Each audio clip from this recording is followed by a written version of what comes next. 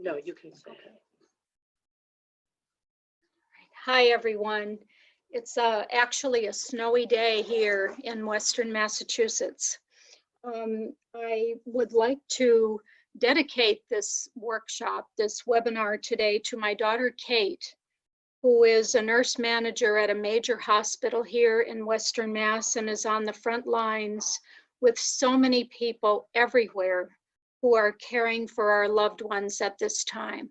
So we'll keep everyone in mind. So as I was planning to do this, I was thinking of the many, many books that I talk about in various workshops that would be helpful at a time of uncertainty. So I'd like you to know that this is just an overview, and be watching for our details about our new web-based workshops coming soon. I always like to start with this because it's very important when we talk about the development of oral language. Oral language is the foundation for literacy. And when we think about oral language, we think about stories, telling people stories. And this is a great quote from one of the first books I read in 1985 about narrative development. We dream, remember, anticipate, hope, spare, love, hate, believe, doubt, plan, construct, gossip, and learn in narrative. The story grammar marker, as most of you know, is a hands-on multisensory tool, having icons on it that trigger the thought about WH questions. I often noted in my 50-year career that as a speech and language pathologist, that there were many children who had a lot in their minds to communicate, but without somebody there to ask them the questions, they had a lot of difficulty getting it out. So the story grammar marker was in effect made for them. It has the character, the setting, the kickoff, which in our case is COVID-19, internal responses, which is the classiest part of the story grammar marker, and it represents the feelings, the thought bubble or the thinking bubble, to think about what you remember and what you know about a situation, the plan hand, to stop, think, and make a plan. The planned attempts, which are the sequence of things that you do in order to carry out a plan. The consequence is a bow at the bottom. It ties up the story grammar marker and it ties up the story. And then at the end, there are other little hearts, which in the story grammar terms is called the resolution. It represents a time to reflect on what has happened and how you might change things if you wanted to. So those are at the top of the water, if we use water as an analogy for thinking. Those icons are at the top of the water. And by the way, I want to thank our graphic designer, Bill Noss, for all the work he's done for 29 years with us. This is one of his creations. So we have the icons at the top, and as I present at my workshops, there is a lot of research behind story grammar and narrative development. And in every textbook on language development, there's going to be this series of stages, if you will, but passageways for children to develop their stories, beginning with very simple description and ending with interactive episodes where one kickoff caused a major upset and caused people to make plans and have feelings similar to this. At the deepest level of water is what we call the critical thinking triangle. Now I have a little story grammar marker here with me. And of course, behind me, sitting on a chair in the other room, is Brady listening to this whole thing. So anyway, this is the critical thinking triangle. It's the kickoff, which is the initiating event, the feeling, and the plan. So those things are extremely important to thinking deeply about something that has happened. Oftentimes we react and we don't take time to think about feelings and thoughts and plans. So this is the developmental sequence, and in a workshop, if those of you who have taken one know that this is what I ask for as the takeaway, that people understand that we go through learning to tell a story in a certain way. First, we talk about characters in their settings. Then we talk about the actions that are going on in the typical ho-hum day, as we call it. What you expect every day, that's stage 2. Stage 3 is when a kickoff happens and there are reactions to the kickoff, which is kind of like it was about a month ago, just kind of reactions. As time went on, we began to feel more about the kickoff. And so that's stage 4. Stage 5, the whole critical thinking triangle is being developed there, where there's the kickoff, we feel about it, we think about it, we make plans, and we try to carry out those planned attempts. Our president and Congress and healthcare workers have all done this critical thinking triangle and are continuing to do it. Stage 6 is where there are new kickoffs that happen, even though you've made a plan and you're starting to carry it out. We found many obstacles as this was progressing, and people stepped up to do something about those kickoffs. That's called a complex episode, which is definitely what this is. And then stage 7 is called an interactive episode, where a kickoff happens and it gives rise to feelings, plans, and attempts or actions on the parts of others. That's what COVID-19 is. So COVID-19 incorporates all the stages of narrative development. The critical thinking triangle is here, and it's talked about. I wanted to mention that the kickoff is a shoe. It's really called the initiating event in our research terms. And it's a shoe because one of the children I was working with at the beginning of the story grammar markers so many years ago came in one day and he said, you know that initiating event, which we were calling the first big event? He said, that's just like a kickoff at a football game. So that's why it's a shoe. It is a kickoff. There are the parts of it. So here it is. And on the arrows, which you can't see that well, are language terms such as because, so, if, but. All of those words are words that children learn to use over time to add to and, which they like to use, and then, to communicate higher level thinking.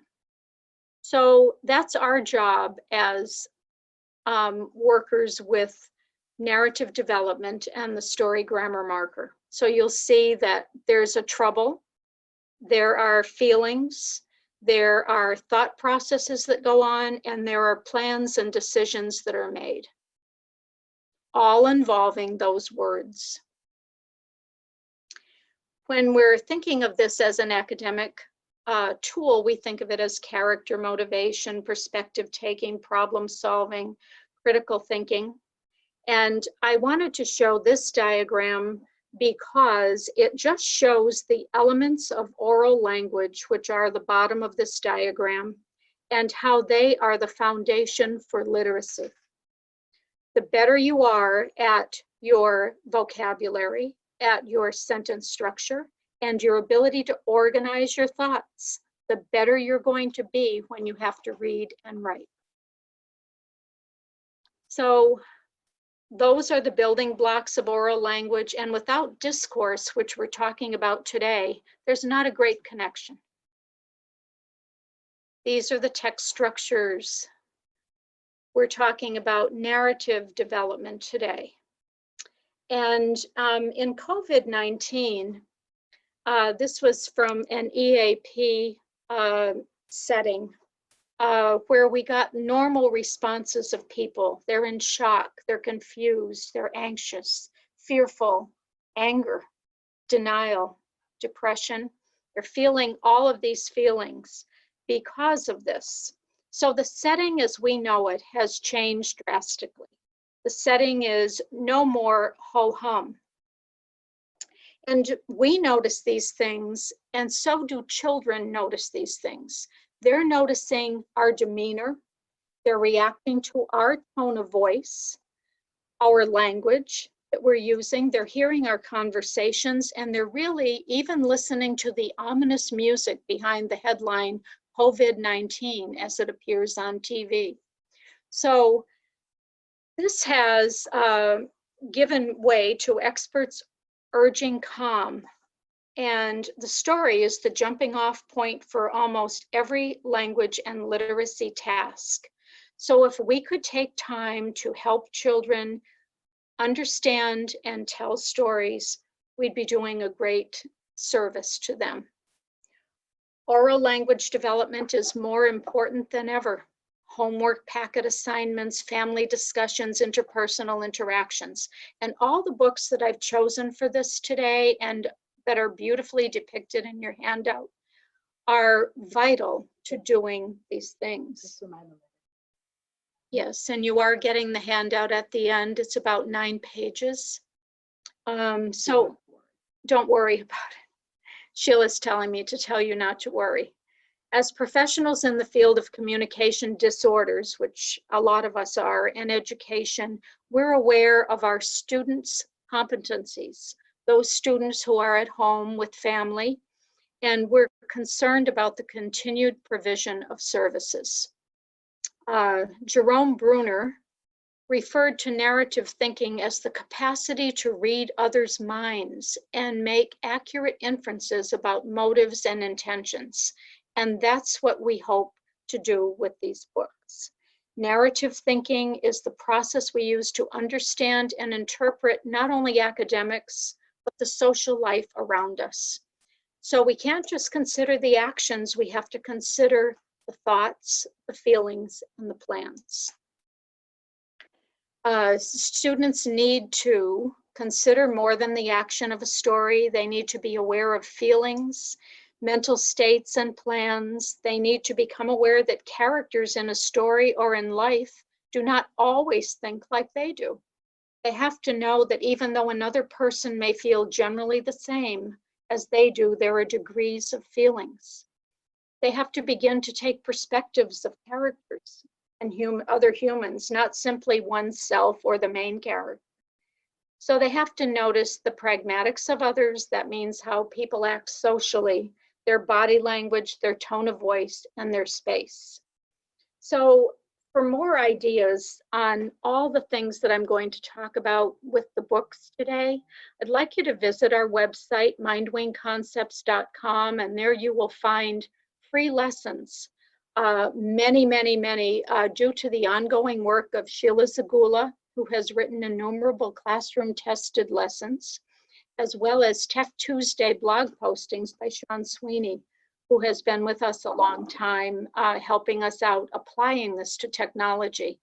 And our resources dovetail nicely with social thinking, cognitive connections, with Sarah Ward's executive functioning, zones of regulations, Anna Vagan's books, Movie Time and Social Learning. So also with programs used by guidance people, such as Second Step, which encourages talk.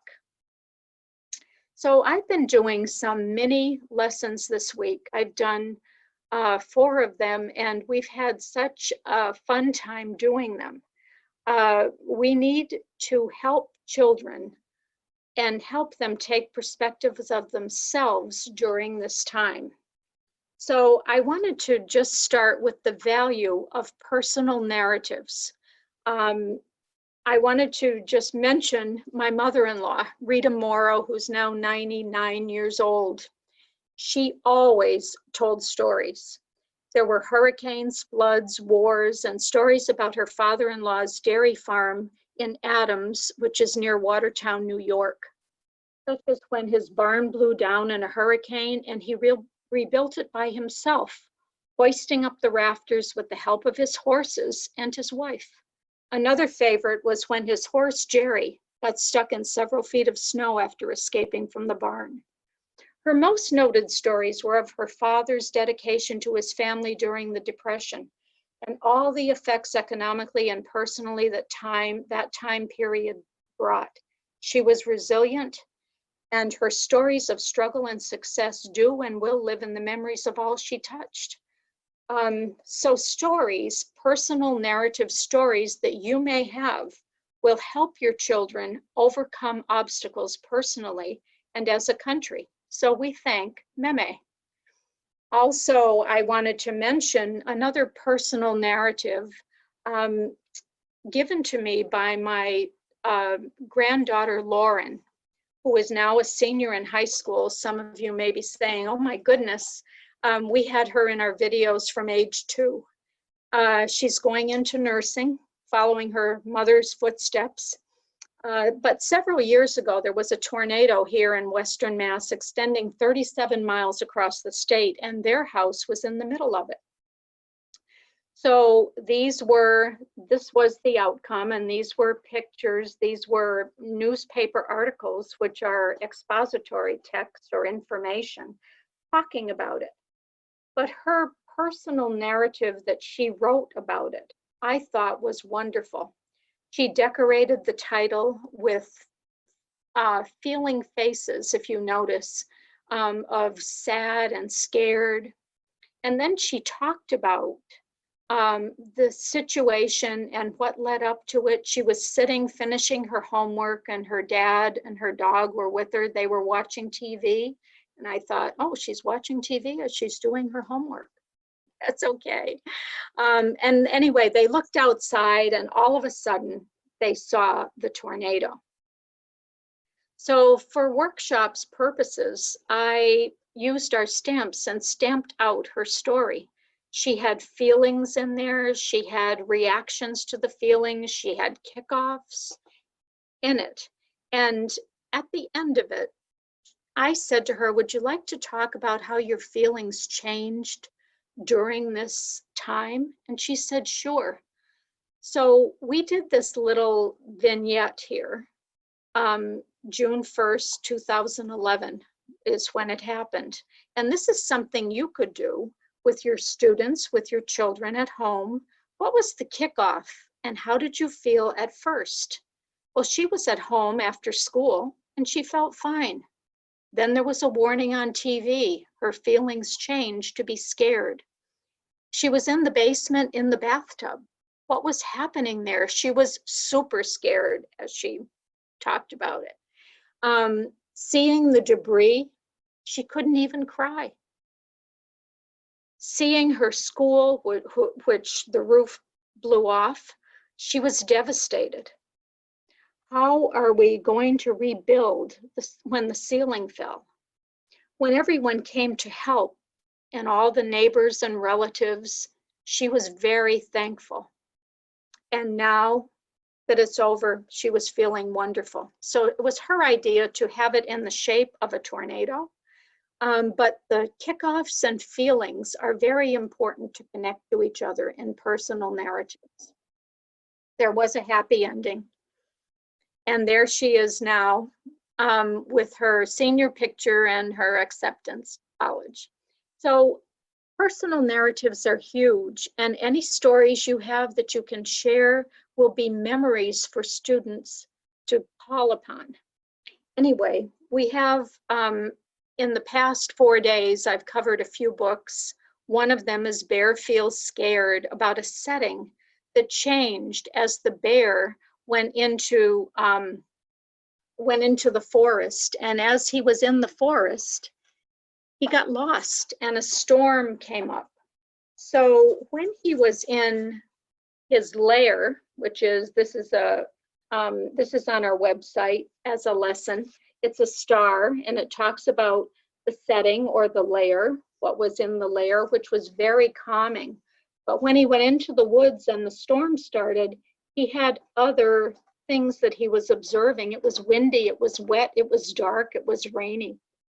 So comparing and contrasting settings.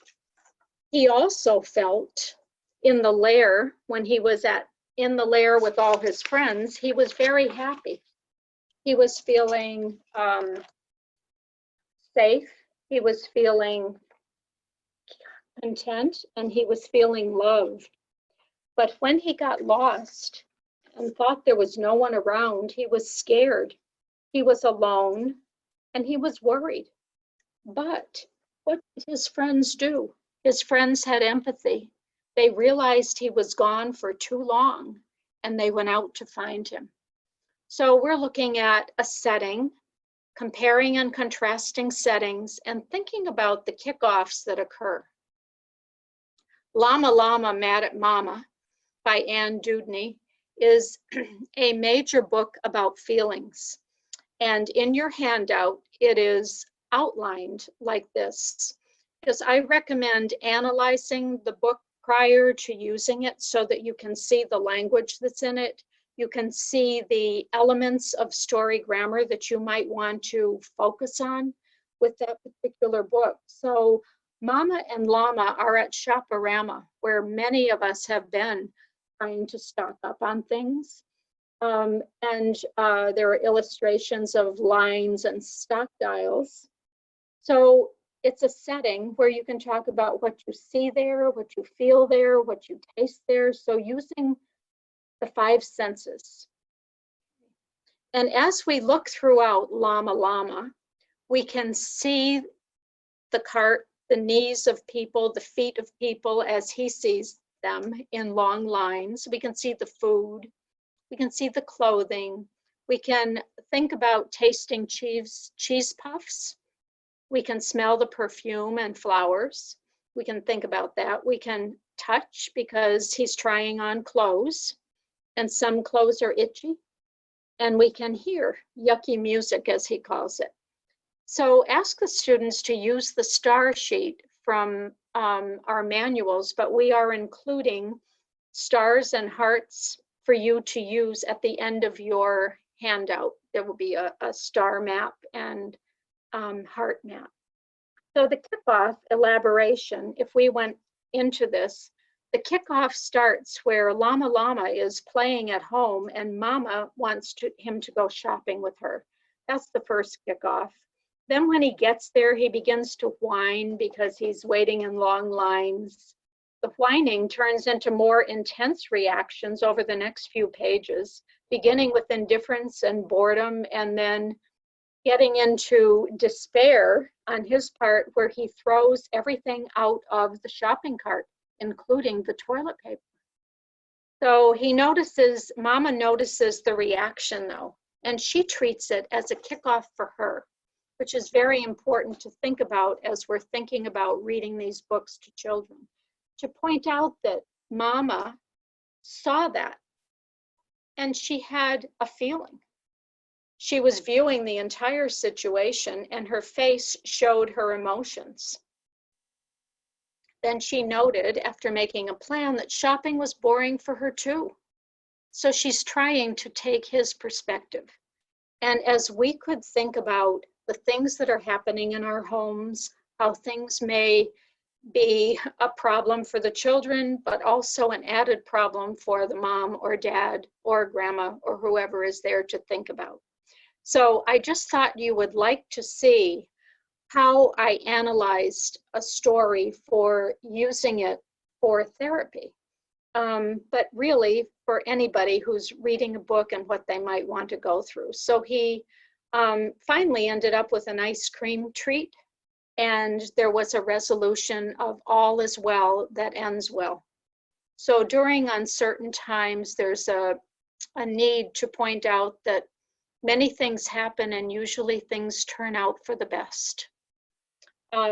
As I'm thinking of children who have trouble organizing their thoughts, I like to use this in workshops, this book called One Day by Rebecca Kai Dolich. And it's short, very short, shorter than ever stories, which are kind of like our students tell sometime. And we scaffold for them and try to build them up. So for every story, there's a beginning and an end, but what happens in between makes all the difference. Here's the first one. One day I went to school, I came home. This is a very common type of story that you might say, what did you do at school? Not much.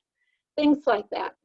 But look at what happened on that day. If you look at the pictures, the girl is going to school with her backpack, notices a cat, tries to play with the cat who tries to escape from her.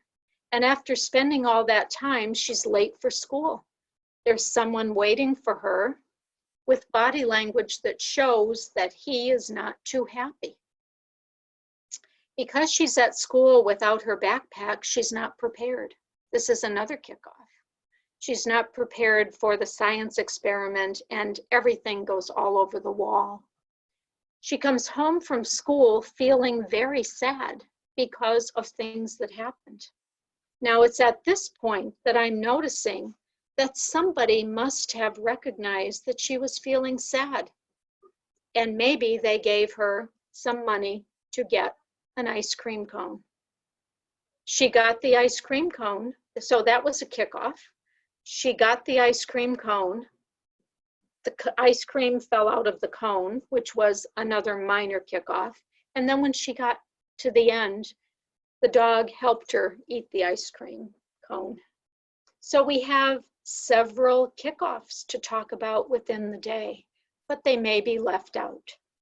Another one in this book is one day I took a bath, and it's all the reasons why she took a bath. So did my dog. So the dog was in the same situation outside. So these are all, it's just a fun book to say, oh, look at this. You might just say,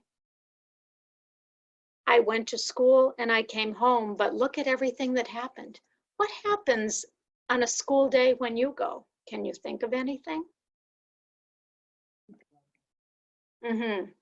There's also the Knowing book, which is by the same author. And I'm going to use this at the end of the presentation because of how it ends. But it's things that we do in our life, that our life will take us many places, but we know that we will arrive in the place we're supposed to be. I like to mention Alexander and the Terrible, Horrible, No Good, Very Bad Day by Judith Viorst, because Alexander had 26 initiating events or kickoffs that day, which may be similar to some of our students. So Alexander is at home and he doesn't get a prize in the cereal box like his brothers do. So that makes him feel a certain way. This is on our website as a lesson. So I think you might like to go and use that, where feelings are created and talked about for each of the kickoffs that happens in Alexander and the Terrible, Horrible, No Good, Very Bad Day. In the little mini lessons that I gave last week, I mentioned the Feelings book by Aliki. And inside, there are many vignettes that cause different feelings. There is a picture of someone on a high diving board in this book. And that person is deemed by other people as having a lot of courage, which made me think of the book Courage by Bernard Waber. And in this book, there are all kinds of scenarios where we have to have courage, even getting our hair cut. So it's a fun book, but it's a really valuable book at a time like this. There are others in here, in Aliki's book, there's a reference to the first day of school where we all feel a little bit awkward. And it's an opportunity for classmates to be very helpful to each other and welcoming and showing kindness. I love Jacqueline Woodson's books, but I'm referencing here Each Kindness, which is in effect an opportunity to be kind to a new student in school that was not taken by the schoolmates. And at the end, there's a thought about being more kind the next time. The other book that I'd like to reference by her is The Day You Begin. And it's going back to school after a summer vacation, wondering about will the child be accepted or not? Did they do things that other people did over the summer? And knowing that the things that you did are okay. So those are wonderful books. Another one that I like to show for older students, although at the end of this I have a series of ones for older students, is Wonder. And maybe you'd read aloud to children about wonder. But in Wonder, there is a segment of 3 chapters that I like to use when I'm working with the children. So this shows the critical thinking triangle. And what I wanted to mention is that there's a phone call that comes from the principal asking Jack to be a helper to a boy who has a handicap who's just coming to school in 5th grade for the first time. And many of you have seen this movie. So he asks him to be a welcome buddy, but this is all through Jack hearing the conversation from his mother's point of view on the telephone with the principal. So when Jack hears this, he's surprised at first. And then his surprise turns to being upset when he realizes he's being asked to help somebody. He's also shaken when he realizes who it is. And what does he know for a fact? He knows his mother is proud that he was asked, so that makes him feel guilty for feeling the way he does. He remembers an incident at Carvel's, which is another chapter in the book, and it's a memory. I like to talk with older students about how memories affect what we do.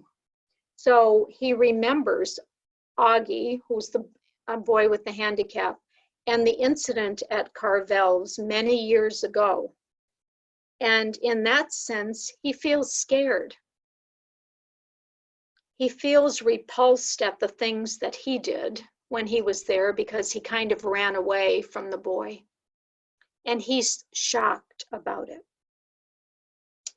He understands what Veronica said, who was his caretaker at Carvel's. And he is ashamed because he turned away from the boy and didn't pay attention to the boy. He knows that his mom wants him to be sympathetic. So he's embarrassed because of his feelings.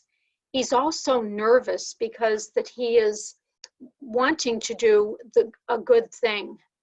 He realizes ultimately that Augie, the boy, may have a tough time in middle school because of the 3rd chapter that is in this book, where he makes a decision because he notices how his little brother would deal with it.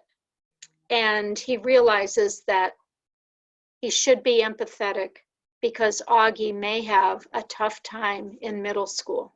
So this is how he makes a plan and decides to help Augie out as a welcome buddy. This is complex language. And this is our critical thinking triangle in action tool. It's something that you would do with a group of people, of children, when you're trying to get them to think, how do feelings change that make me make a decision? What are the thoughts I have? I remember things, I know things. I can bring all that background knowledge into my decision. The same in Those Shoes, which is for younger children. It's a picture book, but it's about a decision that's made because of memories. And I have an analysis here of those shoes. Jeremy's perspective, who's the boy with the shoes, his grandmother, who he lives with, who he's trying to convince to get new sneakers. Jeremy's perspective, His friend Antonio, who really needs new shoes, and Jeremy knows his shoes are too small for him. So he makes a decision finally to give the shoes to Antonio. Very similar to the decision made in Wonder. So these books are great to use over time when the request by the public school might be that the children might go to a website, read a book, and talk about the character's perspective in that book, or how the character responded to a trouble that he had. These are the types of things that you could do over time and that we will show in future workshops. Calvin Can't Fly by Jennifer Byrne is about a bookworm birdie who was not doing what he should have done to prepare for migration. He learned, he read, he liked to read and learn about information. His friends suddenly realized that he could not migrate with them, with the other starlings, and so did Calvin. He realized that because he hadn't prepared. So somewhere in the inference in the story, because this isn't depicted, the flock makes a decision to save him. They use their skills that they've developed because they practiced what they were going to do to migrate. And they bound him up and carried him south with them. During the trip south, Calvin, because of his knowledge, recognized the signs of a hurricane, told the flock to fly into a cave, and actually rescued them.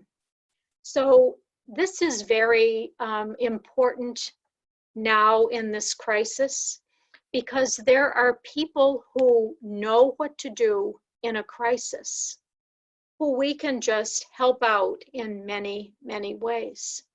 So these are some of our maps, and you can use a star and put it in the middle and talk about what are the ideas about a hurricane that are shown in the book. He calls it a violent tropical weather system. He uses very high level language with it. None of the other birds understand what he's saying, but they know it's important, just like kind of we are in this situation. So the signs of a hurricane, you can list them. What happens in the path of the hurricane using a book like Calvin. These are all in the book, and you can set it up. What causes hurricanes? What are the effects of hurricanes? Some books are kind of important for showing one thing. And this is a book by Mo Willems. A lot of you know a lot of his books about Elephant and Piggy, especially.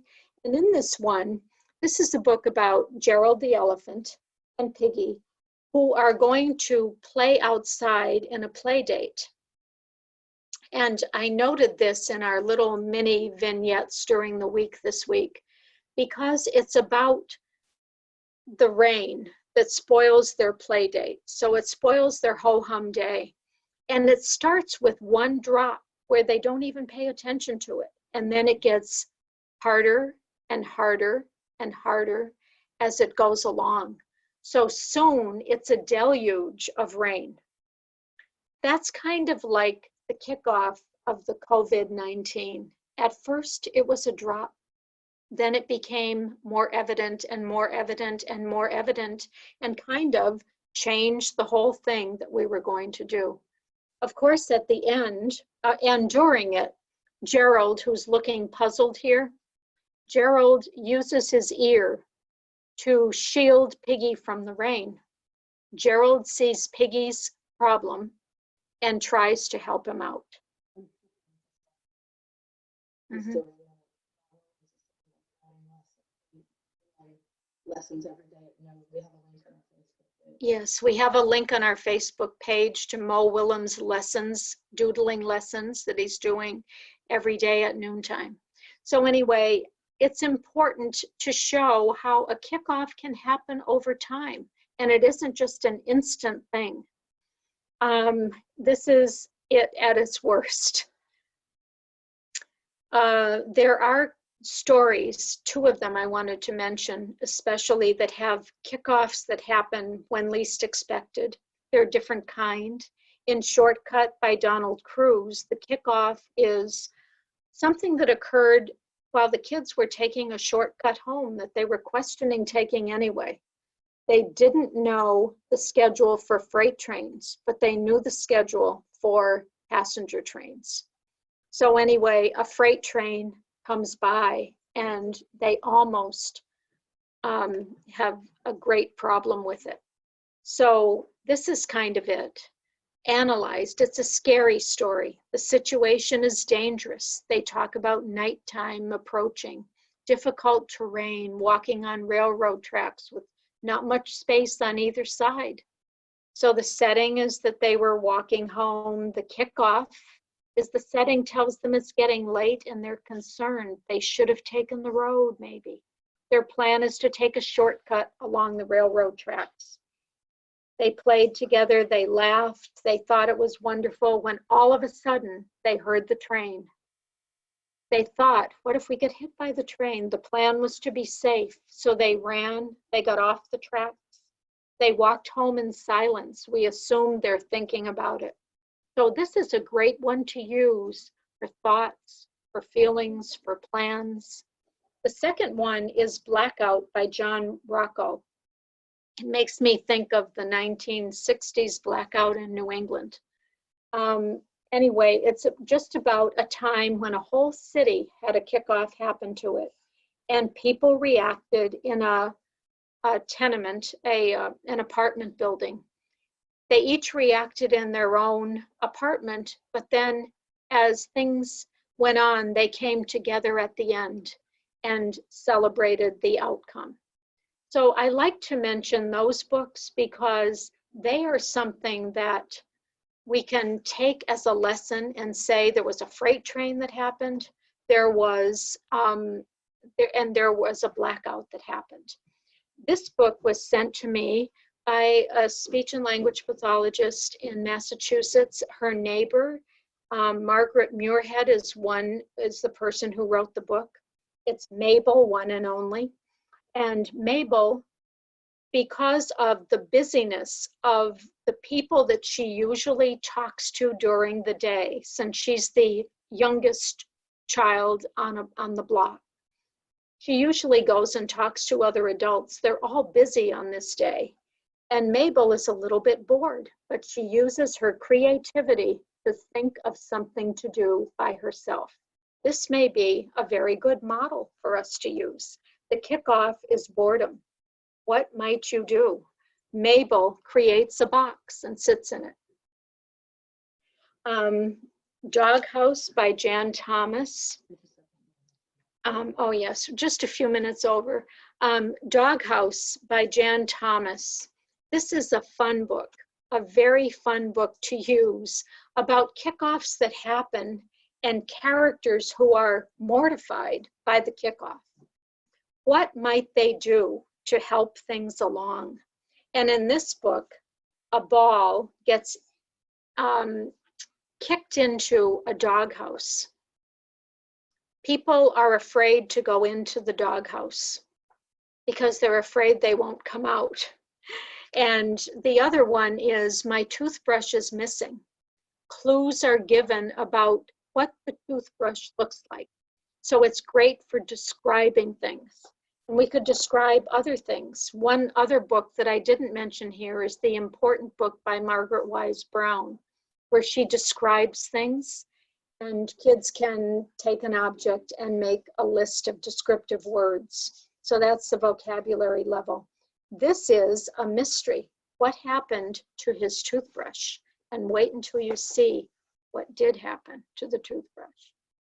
Every Living Thing by Cynthia Ryland is a book of short stories for fifth graders, fifth graders. I love Cynthia Ryland's books. I've done a lot of work with people from New York City concerning stories in this book. Sheila, were you going to show Jerry? Was he going to talk or not? Okay. this is my grandson, Jerry, who agreed to read one of the short stories and write a reaction to it for my talk at ASHA this year. He's reacting to a book, one of the short stories called Spaghetti. A boy named Gabriel. Hi there. My name's Jerry. My grandmother will be your presenter today. And I'm going to tell you a story about a boy named Gabriel. Gabriel was sitting on his stoop thinking about what had happened to him. He was feeling sad and lonely, but then he heard a squeak. Then he heard it again, so he thought to go exploring. In the meantime, it was getting very dark, so it was hard to see.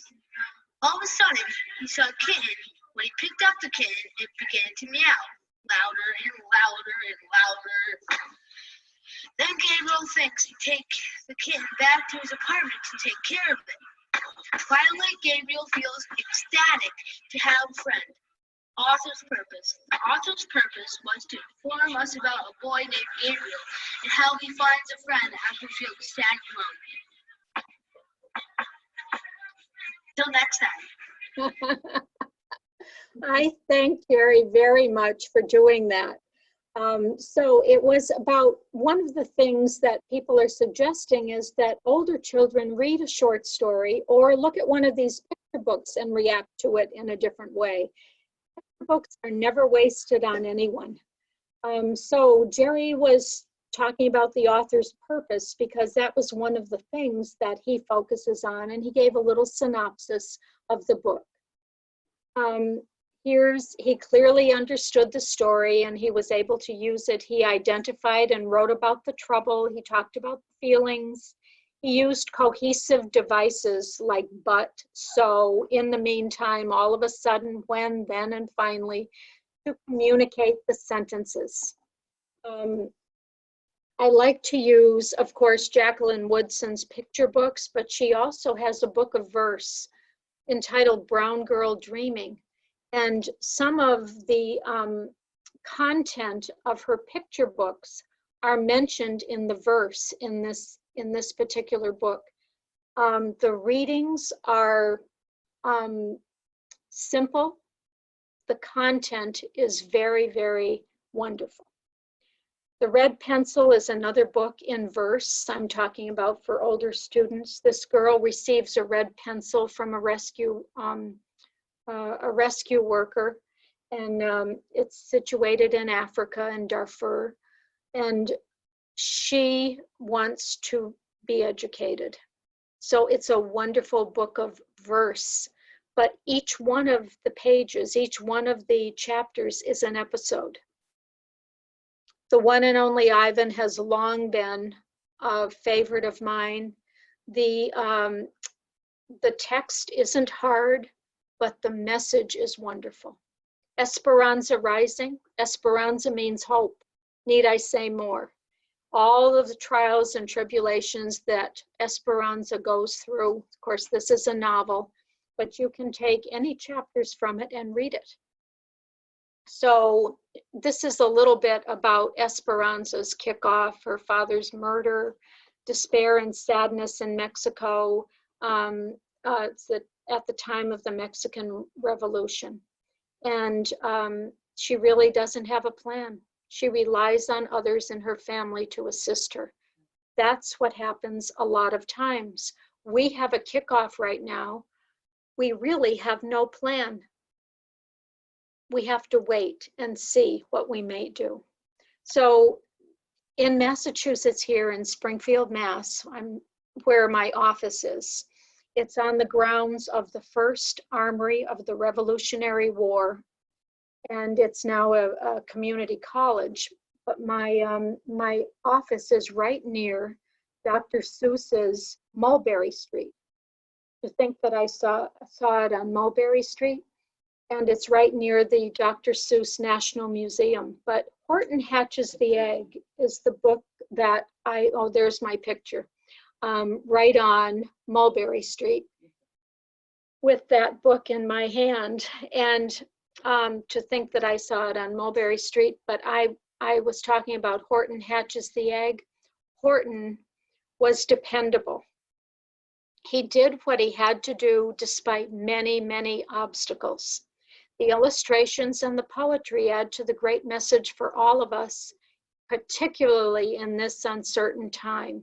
Be dependable, follow the rules, and do what you said you would do. I'm ending with a part of the Knowing book where it says, the stars have always been above you and are above you now and will always be above you. You will come upon delicious things and dark things, but all the paths you take will join to lead you home. Count on it. It is what you will always know. So I'm thinking it ties us back into the star for the setting. And I think that that's about it for the webinar. I thank you for staying with me. I realize almost everybody stayed, and I thank you very much for doing that. And I thank Sheila for getting this operable at our house. Mm-hmm. Mm-hmm.